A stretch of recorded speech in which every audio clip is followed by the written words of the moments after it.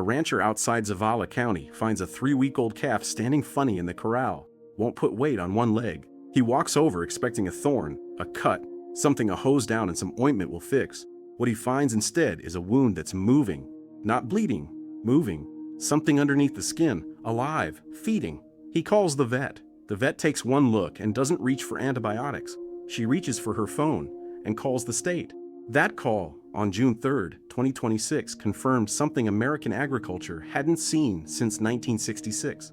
A parasite this country spent decades and untold millions of dollars wiping off the map, using one of the strangest weapons ever deployed against an insect, had come back. Here's the number that should stop you. As of this month, there are 45 confirmed cases, 16 counties, 2 states. Every single one of them in animals people are watching. Cattle, goats, a family dog. Not one confirmed case so far. In the animals nobody's watching, Texas has somewhere north of 2.6 million feral hogs. They don't get vet visits. They don't get quarantined. They roam wherever they want. They fight. They get gored. They carry open wounds through brush and creek bottoms for weeks at a time. And nobody's checking them for anything. One expert put it about as plainly as you can put it. If this parasite ever gets a foothold in a population like that, eradicating it a second time gets exponentially harder. So this isn't a story about whether the screwworm is back. It already is. This is a story about the race to keep it out of the one animal population in Texas that nobody controls, and whether we're going to win it. To understand why this matters, you have to understand what got eradicated in the first place. The New World screwworm isn't a worm, it's a fly. But not like any fly you've swatted off a porch rail. The female lays her eggs directly in open wounds on living, warm-blooded animals. Cattle, deer, hogs, pets, even people in rare cases. And when those eggs hatch, the larvae don't wait for the tissue to die. They eat it alive. Left untreated, a screwworm infestation can kill a full-grown animal in about a week and a half. For most of American history, that was just a fact of life for southern ranchers. Until American scientists pulled off something that still sounds more like science fiction than agriculture. They figured out how to sterilize male screwworm flies with radiation, breed them by the millions, and release them into the wild to mate with wild females, who then laid eggs that never hatched. Do that long enough, over a wide enough area, and you don't just reduce the population, you erase it. It worked. By 1966, the screwworm was declared gone from the United States.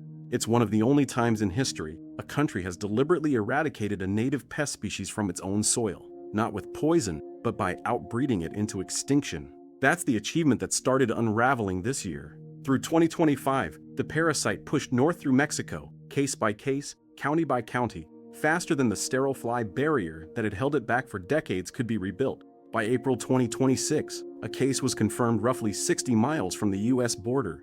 6 weeks later, it was in a Texas calf. The Texas Animal Health Commission moved fast. A quarantine zone now covers more than 20 counties across South Texas.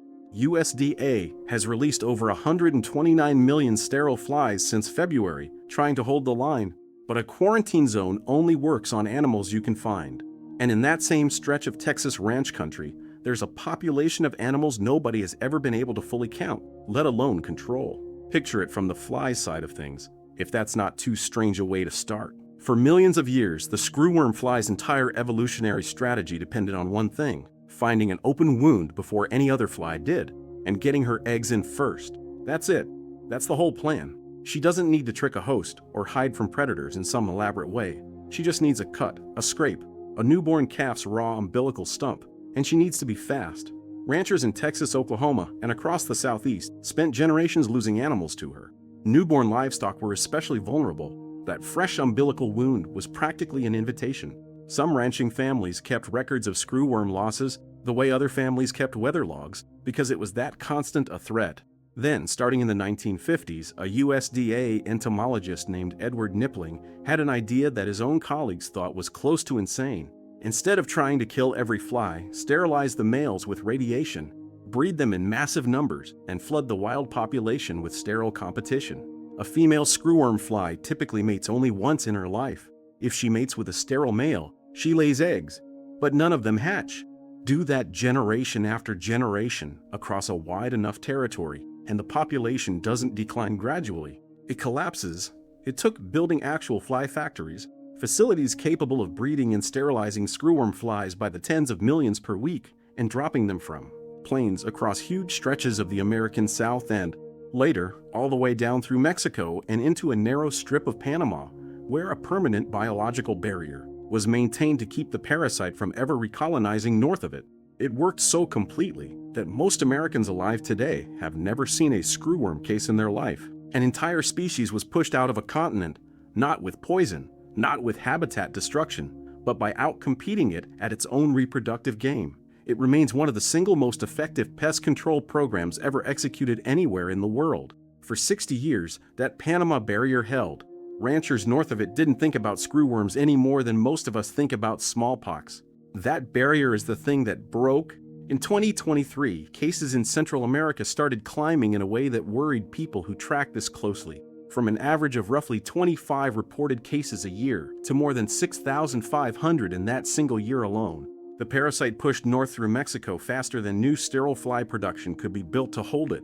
And on June 3, 2026, in Zavala County, Texas, it crossed the line that had held for 6 decades. To USDA's credit, the response wasn't slow.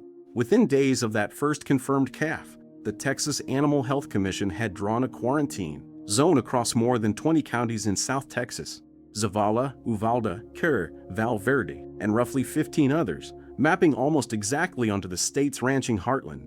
Inside that zone, livestock movement is restricted, and ranchers are being trained, many for the first time in their lives, to recognize what a screwworm wound actually looks like. The core weapon hasn't changed since Knipling's day. Sterile flies, bred in massive numbers, released into the wild to outcompete the fertile population. Since February 2026, more than 129 million sterile flies have gone out across the containment zone. USDA and Mexico have also been racing to expand sterile fly production capacity because the existing facilities were sized for maintaining a barrier in Panama, not for fighting an active incursion inside U.S. ranch country. The economic reflex was just as fast. Within weeks of the first case, Canada temporarily banned imports of Texas cattle. The U.S. itself closed its southern border to Mexican cattle imports, a serious move, given that Mexico typically exports more than 1 million head of cattle into the United States in a normal year. USDA has since begun a phased county-by-county reopening of specific border ports as containment data allows. Money followed fast, too. In July 2026, USDA announced $35 million in new partnership funding, part of a roughly $105 million push, specifically aimed at the piece of this puzzle most people don't think about at all: feral hogs. That funding didn't exist by accident. It exists because of a national feral swine damage management program that's actually been running since 2014. Originally built to fight crop damage and disease spread from an invasive species that was already, by any measure, out of control. As of this year, that program covers a national feral hog population estimated at somewhere around 6.9 million animals, with the single largest concentration, an estimated 2.6 to 3 million, right here in Texas. Whole sounder trapping is the main tactic. Bait, remote cameras, corral traps designed to catch an entire family group of hogs at once, because picking off individual animals just scatters and educates the rest. Aerial gunning supplements it in open country where hog densities run high. Here's the thing that should sit with you for a second. That feral hog control program wasn't built for screwworm. It was built years earlier for an entirely different crisis, because feral hogs were already causing somewhere between $2.5 and $3.5 billion a year in agricultural damage nationwide, depending on whose estimate you use. The infrastructure to fight this new threat already existed, because we'd already been losing a slower fight to the same animal for over a decade. So why do feral hogs matter so much to a parasite outbreak in cattle? Start with what a screwworm actually needs: a warm-blooded host and an open wound. Feral hogs check both boxes better than almost any other animal in the Texas landscape. They fight. Boars gore each other over territory and mates on a regular basis, and those wounds don't get cleaned or treated. They just heal slowly, out in the brush, over days and weeks. They root through fences, barbed wire, thorny scrub. A single sounder of hogs moving through rough country will pick up scrapes and cuts the way the rest of us pick up mosquito bites, and unlike cattle, nobody's watching them do it. That's the distinction a Texas Farm Bureau commodity director named Tracy Tomasic has been trying to get ranchers to understand. His warning, reported earlier this year, was simple. If this parasite ever gets a real foothold in wildlife like feral hogs, eradicating it stops being difficult and starts being exponentially harder. Not harder, exponentially harder. Here's why that word matters so much. Livestock can be inspected, treated, and, if necessary, quarantined or removed from a herd. A rancher checks his cattle. A vet can be called. But a feral hog population spread across 2.5 to 3 million animals, ranging freely across nearly every county in the state, can't be inspected at all. You can't call in a screwworm case on an animal nobody's looking at. If the parasite ever established itself inside that population, it would essentially create a permanent, self-sustaining reservoir, a source of new infections that could reseed cattle herds indefinitely, no matter how well the livestock side of the containment effort was working. You could win the fight in every barn and pasture in Texas and still lose the war, because the parasite would simply be waiting in the brush. Now, here's where it's important to be exact and not overstate what's actually been found, because the honest version of this story is more interesting than an exaggerated one. As of this writing, there have been 0 confirmed screwworm cases in Texas wildlife, including feral hogs. Every one of the 45 confirmed U.S. cases has been in a domestic animal: cattle, goats, 1 dog. Animals that are, by definition, being watched. Oklahoma's state veterinarian, tracking the situation closely from just across the border, has said flatly that no NWS infections have been detected in the wild in Texas so far. So this isn't a story about a crisis that's already happened in the hog population. It's a story about a race that hasn't been decided yet. A genuine live gap in the containment strategy that experts are watching in real time and that most of the public has no idea exists. That's arguably scarier than a confirmed outbreak would be. A confirmed case gives you a target. A gap gives you a countdown with no clock face. Now, if a story like this is the kind of thing you want to keep following as it develops, this is a good moment to hit subscribe. Nobody's telling this side of the screwworm story right now, and I'll be tracking it as the numbers change. Let's keep going. There's a version of this story that ranching families in South Texas didn't need a USDA press release to understand. Before the eradication program of the 1950s and 60s, screwworm losses weren't an abstraction. They were a line item, a fear that shaped how you managed a herd during calving season, when to check animals, how you handled any wound at all, no matter how small. An older generation of ranchers built entire seasonal routines around a threat that most working cattlemen today have never personally had to think about, because the eradication program did its job so completely that the knowledge simply stopped getting passed down. That's not nostalgia. That's a practical problem showing up right now. Veterinarians and extension agents across the containment zone have spent this year reteaching something that used to be common ranch knowledge: what a screwworm wound actually looks like, how fast it progresses, and why you can't treat it like an ordinary infected cut. An entire skill set, the ability to recognize this threat on site, had to be rebuilt from textbooks and training sessions, because the people who carried it in their hands and their memory mostly aren't working cattle anymore. It's a strange kind of vulnerability. We didn't just eradicate an insect. We eradicated the everyday vigilance that used to come standard with ranching in this part of the country. 60 years of not having to think about it meant 60 years of that knowledge quietly draining out of the culture, and now it has to be poured back in, fast, in the middle of an active response. The feral hog piece of this makes that gap even more dangerous, because there's no equivalent checking the wound routine you can apply to an animal that lives entirely outside human management. You can retrain a rancher. You can't retrain a hog population to hold still for inspection, which is exactly why the response leans so heavily on infrastructure instead of vigilance where the hogs are concerned. Sterile fly saturation across the containment zone, whole sounder trapping to physically reduce hog numbers and density, and constant surveillance for any wildlife case that would signal the line had been crossed. It's not a strategy built on catching every wound. It's a strategy built on making sure there are as few hogs and as few sterile fly gaps as the budget and manpower allow. So where does this actually stand right now today? 45 confirmed cases, 16 counties in Texas and New Mexico, a quarantine zone that's grown to cover more than 20 counties in South Texas. Over 129 million sterile flies released since February.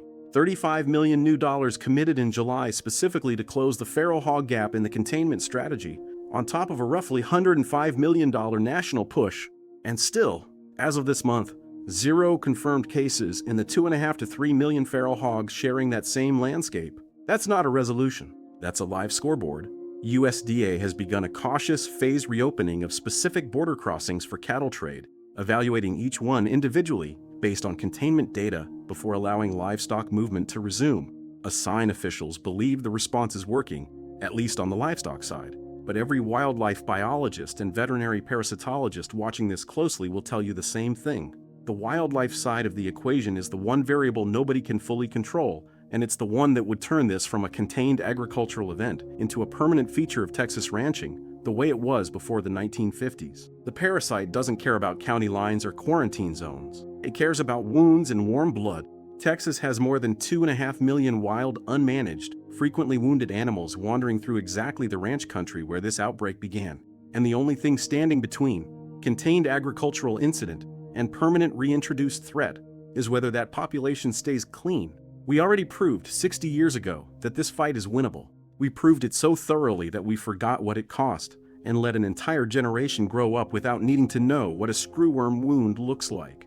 Now that knowledge and the infrastructure built to apply it is being tested again in real time against an invasive species we already knew was a problem for entirely different reasons. The flies are in the air right now over South Texas ranch country, doing exactly what Edward Nippling designed them to do 70 years ago. Whether they get there before the hogs do is the part of this story nobody can write the ending to yet. Here's what stays with me about this whole thing. We tend to think of eradication as a permanent word. Something's gone, it's handled, cross it off the list. But what actually happened with the screwworm wasn't that the threat disappeared, it's that we stopped having to watch for it, generation after generation, until the watching itself became a lost skill. The parasite didn't get smarter, we got quieter. And now, 60 years later, the thing standing between a contained outbreak and a permanent reintroduced threat isn't a vaccine, or a wall, or a piece of legislation. It's whether a population of animals nobody has ever fully controlled, 2.5 million wild hogs moving through South Texas brush country, picks up a wound at the wrong place, at the wrong time, before enough sterile flies get there first. That's the part that should actually keep you up at night. Not because it's happened, because as of right now, it hasn't. And the entire outcome depends on infrastructure and vigilance holding, in real time, against an animal population that was already a well-documented problem for completely different reasons. I keep coming back to those old ranching families who used to build their whole calving season around a threat most of us have never had to think about. That knowledge wasn't lost because it stopped mattering. It was lost because we won so completely that remembering felt unnecessary. So here's what I'd ask you. If your family ever ranched, farmed, or worked land anywhere in the South, did anyone ever tell you what a screwworm case used to look like before it was gone? Did anyone in your family live through the years when this was just a normal, expected cost of raising livestock? Tell me in the comments, because somewhere out there are people who still remember exactly what this looked like the first time, and that memory might matter more right now than it has in 60 years. And if you want to see where this goes, whether that gap in the hog population closes, or whether this becomes the next chapter of a fight we thought we'd already won, subscribe before you go. This channel's tracking stories like this one as they actually unfold, not after they're old news. They knew. Now it's being relearned, county by county, one sterile fly at a time.